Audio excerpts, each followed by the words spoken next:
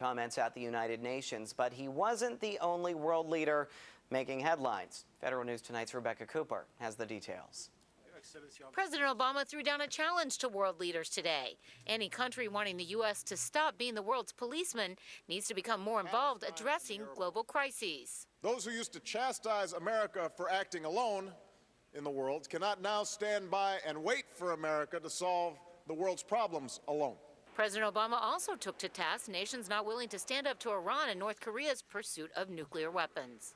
The world must stand together to demonstrate that international law is not an empty promise. We must insist that the future does not belong to fear. But there were other world leaders also making headlines. Down with Gaddafi! Outside protesters objected to the presence of Iranian President Mahmoud Ahmadinejad and Libyan President Muammar Gaddafi.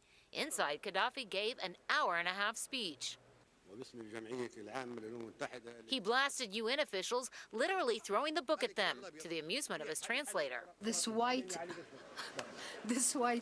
book actually has the solution. Gaddafi was proposing new rules for the body he says favors larger countries over smaller ones, ignores conflict in many parts of the world, and gives veto power to only the U.S. and the 4 other permanent members of the Security Council, a body he calls the Terror Council. U.S. officials deliberately skipped Gaddafi's speech, but that didn't stop him from praising President Obama, calling him a son of Africa. But White House officials today were dismissive of Gaddafi's speech, including the part where he blamed swine flu on pharmaceuticals, trying to turn a profit. In the newsroom, Rebecca Cooper, Federal News Tonight. And outside the meetings, controversy was brewing over Libyan President Muammar Gaddafi's travel tent. The tent serves as his royal domicile while traveling, but seemingly everywhere the Libyan tries to put down stakes in America is hostile territory. Determined to find a place to camp out, Libyans reportedly disguised as Dutch diplomats tried unsuccessfully to rent a New York townhouse. They knew there was a roof deck, so I imagine they could have tented that if they wanted to.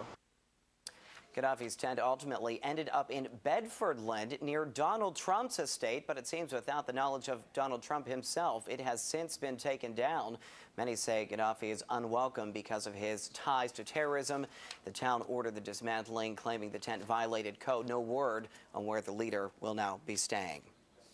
The families of 3 American hikers detained in Iran say they are encouraged that Iranian President Mahmoud Ahmadinejad has indicated he supports leniency.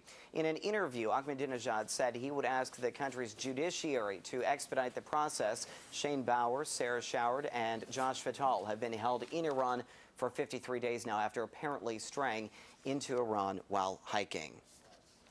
President Obama heads to Pittsburgh tomorrow for the G20 summit, but protesters are already there. Police kept a watchful eye on protesters marching on downtown sidewalks, waving messages about the environment. Today, Greenpeace hung a huge banner warning of a climate change disaster and telling world leaders to reduce carbon dioxide emissions. The 20 world leaders arrive tomorrow for that 2-day event.